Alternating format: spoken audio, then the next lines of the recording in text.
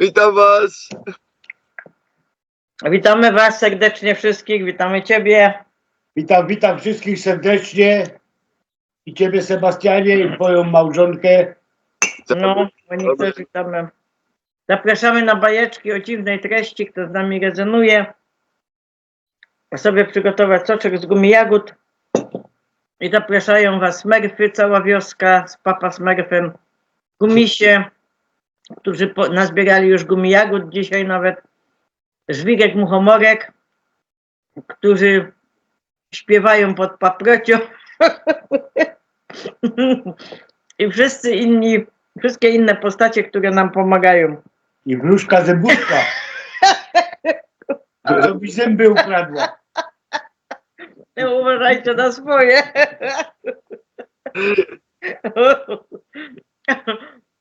No spała, ona się włamała do domu i mi ukradła.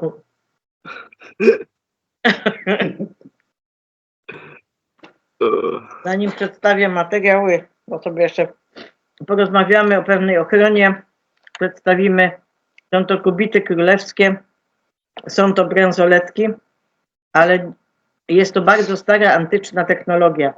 Pochodzi ze starożytnego Egiptu. Kubity są wykonane z czystej miedzi.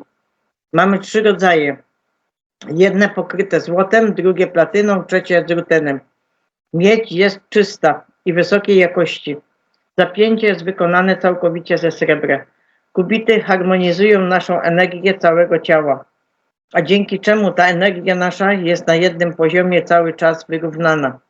Pomagają również wzmacniać naszą aurę na różnego rodzaju bodźce. Kubit królewski pochodzi z piramidy w Gizie.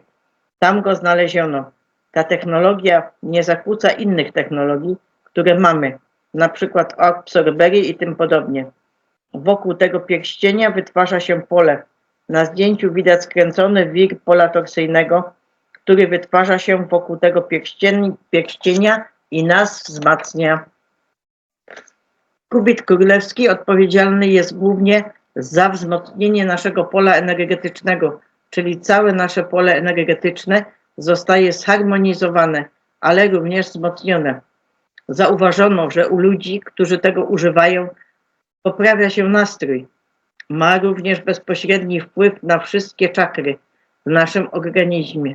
Zarówno bardzo dobrze czyści nam tutaj wszystkie struktury eteryczne, mentalne, świadomości i duchowe, ponieważ kiedy tutaj znajdują się jakieś zanieczyszczenia w naszej podświadomości, bardzo często blokują nas przed życiem. Na przykład, jeżeli mamy jakieś założone blokady. Kubit królewski zajmuje się oczyszczeniem tych wszystkich struktur. Wzmacnia nasze meridiany. Dlatego przepływ energii jest dużo lepszy w całym organizmie. Kubity bardzo często wzmacniają naszą intuicję, naszą świadomość, jasnowidzenie, przewidywanie jakichś rzeczy, prorocze sny, bo wiadomo, że całe nasze połączenie z naturą jest zakłócone przez zanieczyszczone pole elektromagnetyczne i także przez fale radiowe. Kubity nie trzeba oczyszczać, bo wszystkie złe energie, które by się go chciały uczepić, zostaną zneutralizowane przez tą wirującą energię, czyli ten wir toksyjny. Kubity również oczyszczają nas z negatywnych energii, ale nie tylko i wyłącznie nas, ale również wodę, powietrze, które jest wokół. Kubity są zrobione na zasadzie świętej geometrii. Każda długość kubitu ma odpowiednią ilość megaherców. Kubit królewski posiada częstotliwość 144 MHz. Jest to częstotliwość bardzo przyjazna dla nas i mocno nas wspomaga. Oczyszcza ludzi i zwierzęta z negatywnych energii oraz rośliny.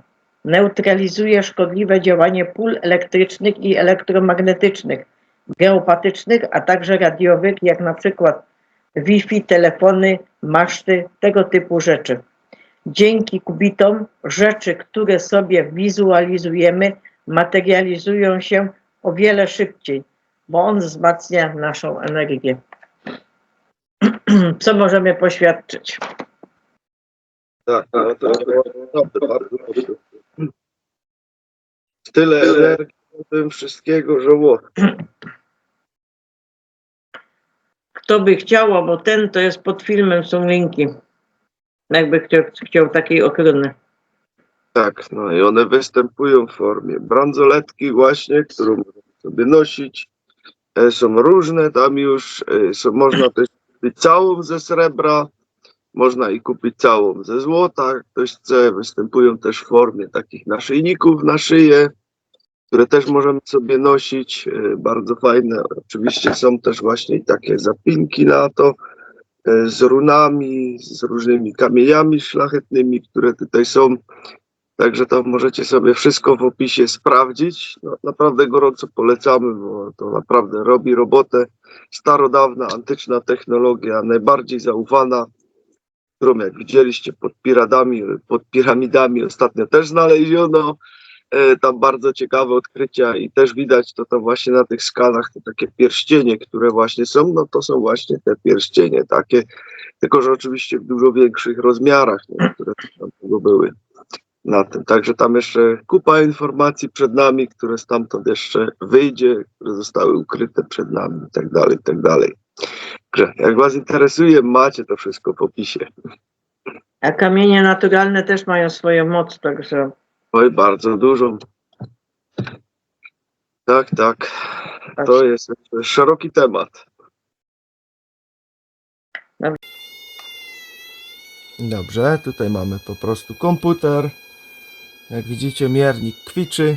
Mamy kubit, który jest teraz zamknięty. Są ich 3 rodzaje. O, patrzcie, tylko troszeczkę przyszedłem, nim już spada. Mamy ich 3 rodzaje, ponieważ no, ten jest pokryty tutaj złotem, ten jest platyną, a ten czarny jest rutenem pokryty.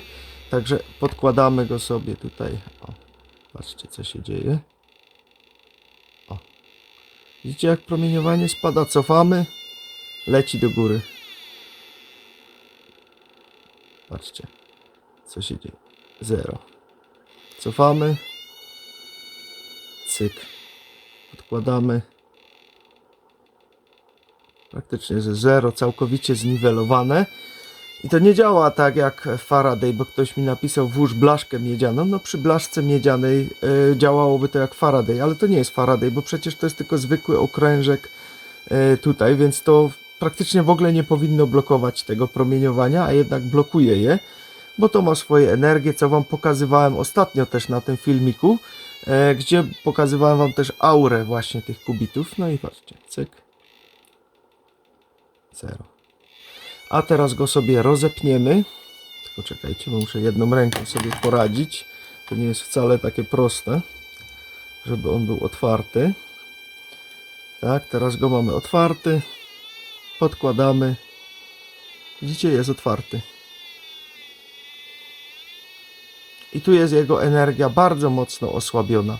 I kiedy on na przykład jest źle ze sobą złożony, to po prostu też nie będzie działać. Widzicie, co się dzieje? Teraz jest rozpięty i nie działa tak dobrze. Dlatego on tylko i wyłącznie jak jest zamknięty, dlatego taki problem był, żeby stworzyć to zapięcie idealne i też tyle czasu to trwało. O, widzicie, jaka jest różnica? Otwarty kubit już tak nie działa, tak jak działa zamknięty. Zamkniemy go z powrotem. To jest bardzo proste do zamknięcia, tylko nie jedną ręką. Jedną ręką już nie jest takie proste. Zamykamy go i proszę bardzo. Widzicie? Robi po prostu swoją robotę. O. Jak jest zamknięty, to tak działa. Także macie z otwartym i zamkniętym, żeby nie było, że nie pokazałem. że to na podniesienie coś wibracji jeszcze na początek. Tata Jasia słyszy modlitwy synka.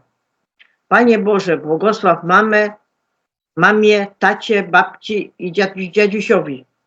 Na następny dzień dziadek Jasia umarł na zawał. Po miesiącu tata Jasia znowu słyszy modlitwy synka. Panie Boże, błogosław mamie, tacie i babci.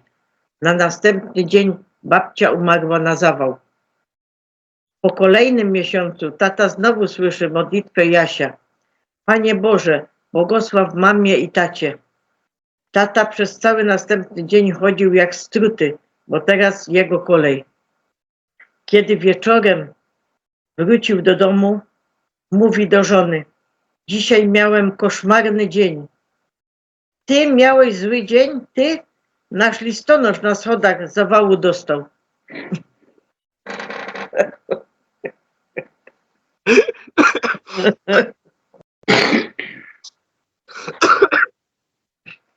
O kurczę. Wiadomo, kto był tatą.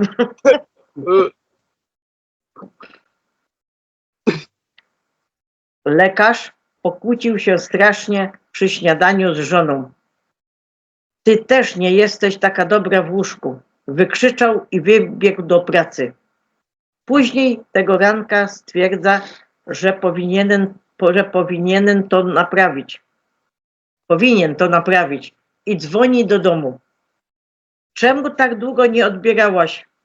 Byłam w łóżku. Co robisz tak późno w łóżku? Zasięgam drugiej opinii.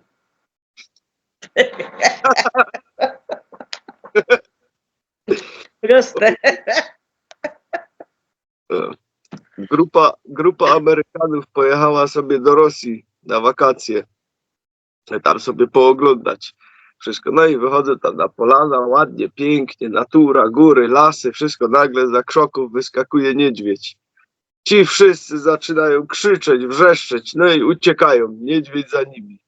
Kawałeczek dalej na tej polanie sędzi się tam grupa Rusków, pikniczek, fajnie, wszystko jedzenie naszykowane, picie, pełno, kultura, czekają się tam pomału, a tu nagle wbiegł wrzeszcząco grupa, rozdeptała im ten cały piknik, wszystko polecieli. No to te się wkurzyli i lecą za nimi. Teraz naklupiemy tam. I już tam ich wszystko potegowali i wracają już nazad tacy jeden do drugiego. No ty, ale ten w tym futrze dobry był, nie miałem go powalić.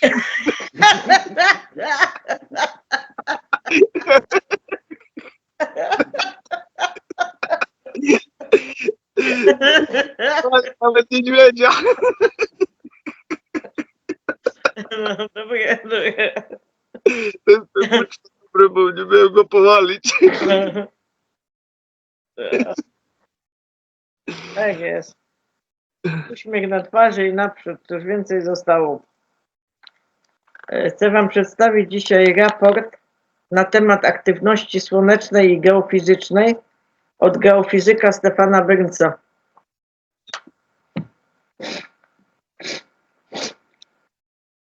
Pisałam to wczoraj, czyli jutro, dzisiaj, przedwczoraj. To jest materiał z przedwczoraj. Jutro pełnia księżyca, bo 12-13 jest właśnie ten księżyc różowy. Jutro pełnia księżyca, a zaraz potem Wenus przejdzie w ruch prosty. Obserwujemy pewne zmiany na Słońcu. Wczoraj doszło do bardzo dużego wyrzutu masy koronalnej z niewidocznej strony Słońca. Obserwujemy szybki wzrost grupy plam słonecznych 40-55, która zbliża się do zachodniej krawędzi układów współrzędnych słonecznych. Wygląda na to, że zaraz pęknie. Grupa plam słonecznych gwałtownie rośnie. Bardzo szybko, a jak widać, jej aktywność przyspieszyła w ciągu ostatnich 24 godzin. Często można zobaczyć tego rodzaju naprawdę szaloną, niestabilną energię z plamy słonecznej, zanim w końcu zdecyduje się rozbłysnąć.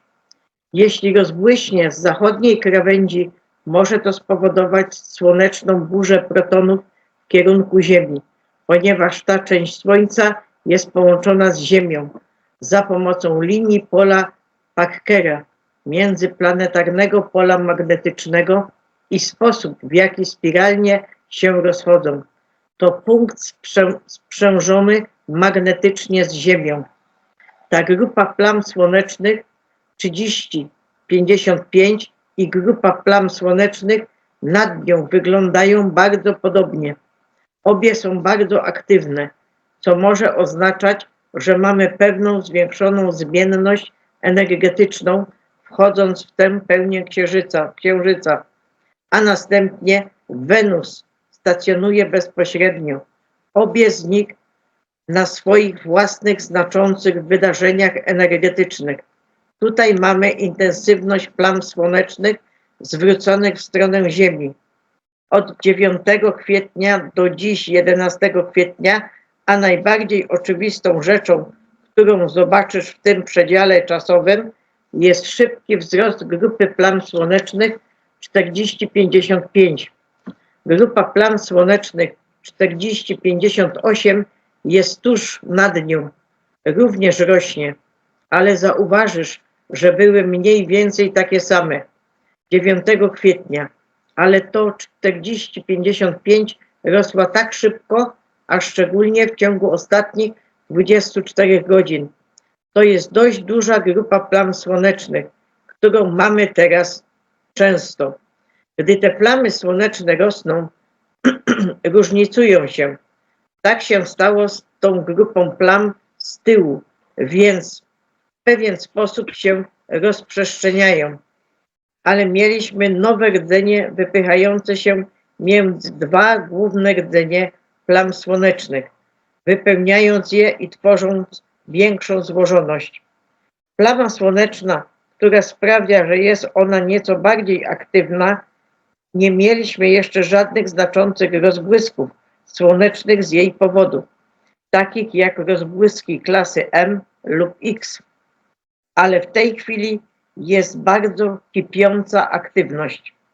To nie jest jedyna grupa plam słonecznych, która znajduje się po stronie zwróconej w stronę Ziemi i wkrótce zacznie się oddalać od dysku, więc istnieje prawdopodobieństwo zdarzenia związanego z energetycznymi cząsteczkami słonecznymi, takimi jak burza protonowa lub burza radiacyjna, jeśli zdecyduje się rozbłysnąć od zachodniej krawędzi lub nawet nieco poza nią po drugiej stronie, ze względu na to, że ta część jest magnetycznie sprzężona z Ziemią. Ale mamy też grupy plam słonecznych, które teraz się obracają. Mamy grupę plam słonecznych 40-56, tuż tam tylko jedno jądro. A potem mamy grupę plam słonecznych 40-60, która uruchomiła dość znacznie chronologiczne wyrzuty masy, po której stronie nie są tak duże w porównaniu z plamami słonecznymi, ale widać wokół nich dużo rozjaśnień, więc to trochę większy region, ale tak naprawdę nie był aktywny od czasu tego dużego chronicznego wyrzutu masy, który wystartował, a który widzieliśmy kilka dni temu. Ale był po prostu kolejny duży chroniczny wyrzut masy, który wystartował po tej dalekiej stronie. Sprawdźmy to tutaj. Mamy jeszcze ostatnie 24 godziny obrazów z chronografu SOHO C3. Patrzymy bezpośrednio na Słońce przez biały okrąg. Tam umieścili na nim dysk, więc możemy zobaczyć koronę słoneczną, najbardziej zewnętrzną część Słońca. Możesz to rozważyć jako atmosferę słoneczną. Jest bardzo, bardzo gorąca.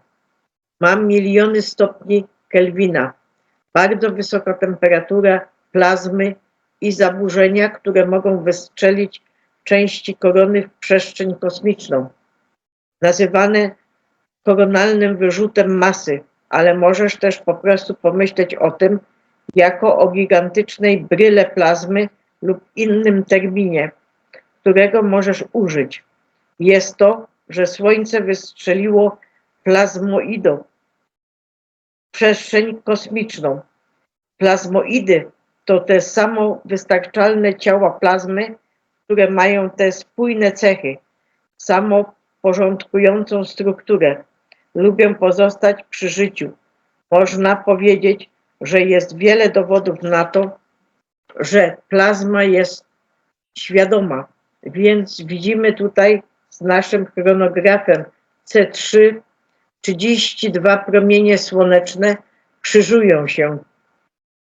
Ten potężny koronalny wyrzut masy wystrzelony zaledwie w ciągu ostatnich 32 godzin i to było z dalekiej strony Słońca, na wschodnim skraju, ponieważ nie widzieliśmy żadnego rodzaju startu ze strony ziemskiej, ale widzimy, że jest to dość blisko Ziemi, zwróconej, ponieważ jest wystrzelony w tym kierunku i zmierza również dobrze na północ. Główny przód tego chronologicznego wyrzutu tworzy coś, co wygląda jak rodzaj portali, tworząc te okręgi, więc jeśli zostały wystrzelone bezpośrednio w kierunku Ziemi, ten okrąg wyszedłby tak, wystrzeliwując prosto w nas i to jest halo koronalnego wyrzutu masy. To pewny znak, że coś nadchodzi w naszym kierunku. Ale zauważysz, że ten został wystrzelony na północ. Nie jest skierowany w naszą stronę. Jest z dalekiej strony, ale teraz to są 3, w rzeczywistości 4 duże koronalne wyrzuty masy, wystrzelone mniej więcej z tego samego obszaru na Słońcu w ciągu ostatnich 2 tygodni lub tak od marca, od 28. To mówi o pewnej dynamice, która być może powoduje zaburzenia w tej części Słońca, trochę nieznane. Pierwsze 2 zostały wystrzelone i wysłane na Jowisza i wiemy, że na Słońcu jest bardzo duża dziura koronalna, która sięga 24, 5 i 6 marca. Największa dziura koronalna, jaką widzieliśmy od 10 lat. To obszar, w którym korona słoneczna ma niższą temperaturę, pole magnetyczne jest otwarte i często widzimy naprawdę duże zaburzenia wokół dziur koronalnych, szczególnie jeśli są to większe dziury koronalne. A to wskazuje, że bardzo dobrze może być.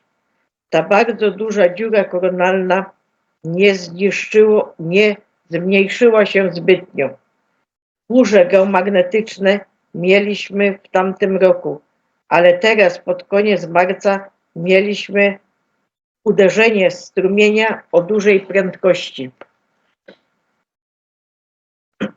Ale podstawowa zmienność geomagnetyczna obciążenia ogólnie wzrosła. Zdecydowanie nie wiadomo, co się stanie z tą grupą plam słonecznych 40-55. Rośnie szybko. Zdecydowanie wygląda na dość aktywną, ale jeszcze nie dała nam znaczącego rozbłysku słonecznego. Ale bardzo dobrze może to zrobić, więc byłoby to interesujące, przynajmniej gdyby to zrobiło podczas pełni księżyca i mielibyśmy w tym samym czasie wydarzenie z cząstkami energetycznymi słonecznymi. Księżyc jest naprzeciwko Słońca, ponieważ mamy Słońce przed nami, tutaj na Ziemi. Księżyc wsunie się za nas i to jest miejsce, w którym rozciąga się pole magnetyczne Ziemi. Więc Księżyc znajduje się w ogonie magnetycznym, współpracując z plazmą tam zawartą. Księżyc współpracuje z tym polem plazmowym w ogonie magnetycznym i jest cała masa efektów geofizycznych z tego powodu. Mars będzie kwadraturą zarówno do Słońca, jak i Księżyca i to będzie aktywne podczas pełni Księżyca, która nadchodzi 2 tygodnie później, ponieważ Mars porusza się teraz po niebie mniej więcej z tą samą prędkością co Słońce, więc będzie w tej samej kwadraturze do Słońca. A następnie Księżyc wsunie się w tę kwadraturę albo z nowiem, albo z pełnią. I kwadry Księżyca będą albo w koniunkcji, albo w opozycji. Zauważysz, że Mars zbliża się teraz do tej opozycji z Plutonem, co oznacza, że każda znacząca faza Księżyca, którą znamy, będzie na czymś albo na Słońcu. Księżyc będzie albo na Słońcu i w kwadracie do Marsa w pierwszej kwadrze, a faza przebywania będzie naprzeciwko Słońca i w kwadracie do Marsa w pełni, a następnie będzie w koniunkcji z Plutonem, zanikającej trzeciej kwadrze, ponieważ Mars będzie się nadal poruszał, Słońce będzie się nadal poruszało. I oczywiście wszystko to się zmienia, więc wszystkie fazy Księżyca i co 7 dni będą dużym impulsem energii w wyniku tej dynamiki przez około następne 3 tygodnie. Więc miej to na uwadze. Zauważysz również to ogromne zgromadzenie planet i punktów. Tam mamy Wenus, mamy Saturna, mamy północny węzeł księżycowy. To jest miejsce, w którym orbita Księżyca przechodzi przez płaszczyznę ekliptyki utworzony przez Słońce i Ziemię. To jest znacząco naładowanym punktem energetycznym. To jest punkt, w którym dochodzi do zaćmień. Widzimy również Merkurego i widzimy również Neptuna, więc ogromne zgromadzenie tych planet, a także ten węzeł księżycowy razem, co jest bardzo znaczące. A potem mamy również Urana, Jowisza i oba zmienią swoje znaki pod koniec tego roku. Ale to jest w zasadzie pełnia Księżyca, która ma miejsce w znaku wagi. Pojawiają się duże energie, a ta plama słoneczna szybko rośnie. To dobry moment, aby się upewnić, czy jesteś uziemiony, wypoczęty i zrelaksowany. To było od Stefana Bernsa.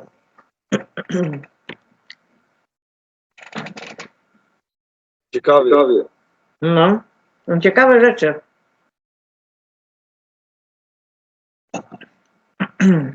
Wszystko naraz biorąc to.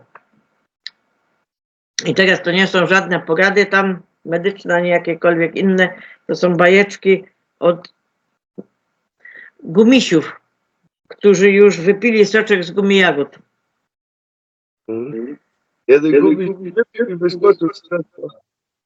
Atak na marginesie. Wózek tarczycy. Będziemy potrzebować orzechy włoskie, miód, kasza gryczanna. Wymieszaj 1 szklankę zmielonej kaszy gryczanej, orzechów włoskich i miodu w emaliowanej, absolutnie czystej misce i włóż do szklanego słoika.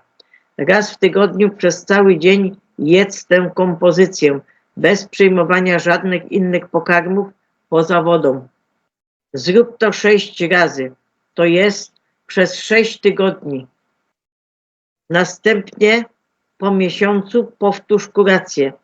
Już po pierwszym cyklu wole się zmniejszyły, a po drugim choroba cię opuści. Sprawdź USG tarczycy, będzie prawidłowa. Od Family Doctor, czyli od doktora rodzinnego. Demencja, Alzheimer, naturalne środki zaradcze i kuracje. Olej kokosowy lub olej MCT na Alzheimera lub demencję. Proszę używać organicznego oleju kokosowego tłoczonego na zimno. Zioła pomagające w przypadku utraty pamięci. Rozmaryn, miłożom, borówka, pieprz czajen, lwia grzywa, no to jest taki grzyb, melisa lekarska, gotukola od Barbary O'Neill. I ten grzyb można kupić w kapsułkach. Co to jest koenzym Q10? Koenzym Q10, znany również jako unichinon, jest rozpuszczalnym w tłuszczach przeciwutleniaczem występującym w każdej komórce ciała. Jest niezbędny do produkcji energii przez komórki naszego ciała i ochrony komórek przed starzeniem. Chociaż koenzym Q10 jest syntetyzowany przez organizm, możemy go również uzupełniać ze źródeł pokarmowych, na przykład z mięsa i owoców morza. Ponieważ koenzym Q10 jest niezbędnym współczynnikiem produkcji energii, może się okazać, że niedobór koenzymu Q10 może przyczyniać się do przyrostu masy ciała i otyłości. Niesamowite korzyści koenzymu Q10. Zwiększa energię i wytrzymałość. Koenzym Q10 nasila mitochondria produkujące energię, które znajdują się w każdej komórce Twojego ciała. Łagodzi bóle i dolegliwości. Uzupełnianie zapasów koenzymu Q10 może złagodzić codzienne bóle i dolegliwości. Zwiększa libido i płodność. Koenzym Q10 zwiększa popęd seksu zarówno u mężczyzn, jak i u kobiet oraz może zwiększyć liczbę plemników. Wyrównuje nastrój. Badania wykazały, że koenzym Q10 może pomóc w walce ze stresem i poprawić nastrój. Poprawia funkcjonowanie układu sercowo-naczyniowego. Koenzym Q10 może odmłodzić starzejące się serce, równoważąc jednocześnie ciśnienie krwi i poziom cholesterolu. Poprawia funkcje poznawcze. Koenzym Q10 utrzymuje komórki mózgowe w zdrowiu, a jednocześnie poprawia pamięć, koncentrację i jasność umysłu. Zwalcza bóle głowy. Badania wykazały, że koenzym Q10 może zmniejszać częstotliwość i nasilenie bólów głowy. Wspiera zdrowy słuch i wzrok. Koenzym Q10 chroni delikatne komórki Twoich oczu i uszu przed szkodliwym działaniem wolnych rodników. Poprawia zdrowie jamy ustnej. Badania wykazały, że koenzym Q10 utrzymuje komórki jamy ustnej i dziąseł w zdrowiu. Promuje gładką, młodzieńczą skórę. Badania wykazały, że koenzym Q10 może znacznie zmniejsza widoczność zmarszczek. Koenzym Q10. Nowy sposób na kontrolę poziomu cholesterolu i wysokich temperatur i wysokich pomiarów ciśnienia krwi. Co najważniejsze, nawet w bardzo dużych dawkach koenzym Q10 praktycznie nie powoduje skutków ubocznych. Dawkowanie koenzymu Q10 doktora Stefana Sinatry. Na podstawie mojego badania z udziałem 12 uczestników z równym poziomem Q10 we krwi, nie wspominając o tym, że ubicinium kosztuje znacznie mniej niż ubichinol, nie widzę powodu, aby zmieniać. Sugeruję, aby zdrowi ludzie poniżej 60 roku życia przyjmowali minimalną dzienną dawkę od 50 do 100 mg koenzymu Q10. Jeśli masz ponad 60 lat lub przyjmujesz statyny, zalecam zwiększenie spożycia od 100 do 200 mg dziennie. Typowe dzienne stawki koenzymu Q10 doktora Stefana Sinatry. Od 30 do 100 mg zdrowie ogólne. Od 60 do 100 mg wywiad rodzinny dotyczący problemów z sercem. Od 90 do 160 mg osoby intensywnie ćwiczące. Od 100 do 200 mg łagodne problemy z sercem. Od 200 do 300 mg w przypadku przyjmowania leków statynowych. Od 300 do 360 mg zastoinowe problemy z sercem. 1200 mg osoby z chorobą Parkinsona. Od Barbary O'Neill. Dziś rób tylko to, co sprawia Ci radość. Jeśli nie zawsze od razu Ci się uda, to normalne, biorąc pod uwagę wszystkie rozpraszacze wokół nas.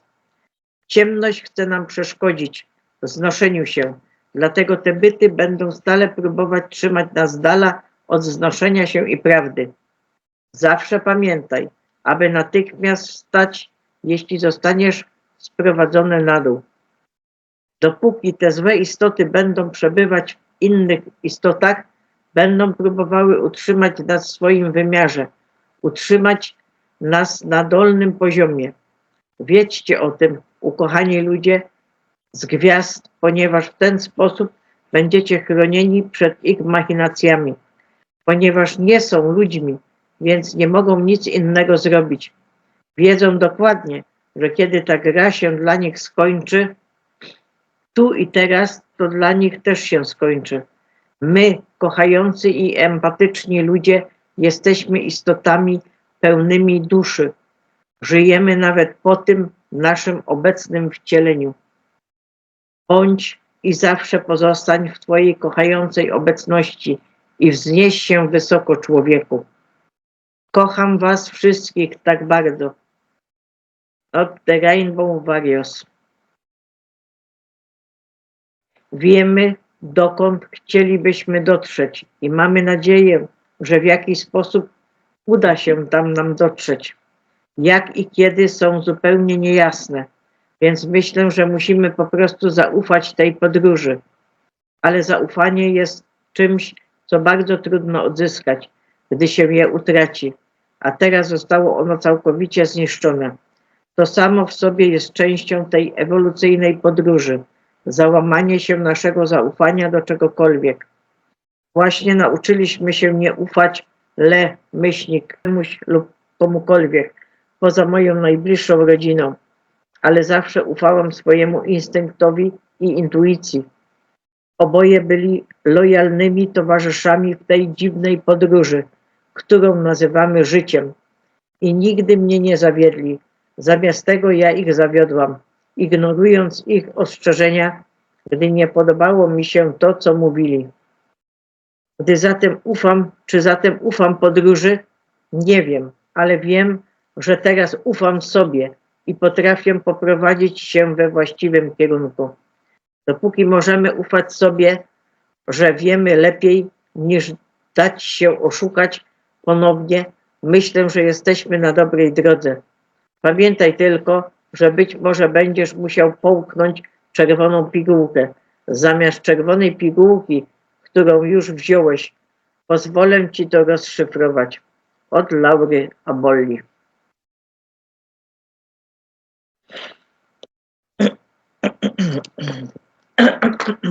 Przepraszam, ale już mi gardło wysiada, bo już to był drugi odcinek, także. No. Dobrze. To dziękuję. My też jesteśmy wdzięczni. Tak, dziękujemy wszystkim za zobaczenie odcinku. Miłego dnia Wam życzymy i szczęśliwego wszystkim, w ogóle szczęśliwych dni w życiu i obfitych, żebyście żyli w obfitości, w szczęściu, w zdrowiu. Rozsiewajcie radość i miłość na całą planetę i jej światło. Ładnie. Dobrze. A zostawcie po sobie paluszek do góry, komentarz, będzie nam miło. No i tyle na dziś. Trzymajcie się. Hej. Kochamy Was. Pa, pa. Do usłyszenia wszystkim.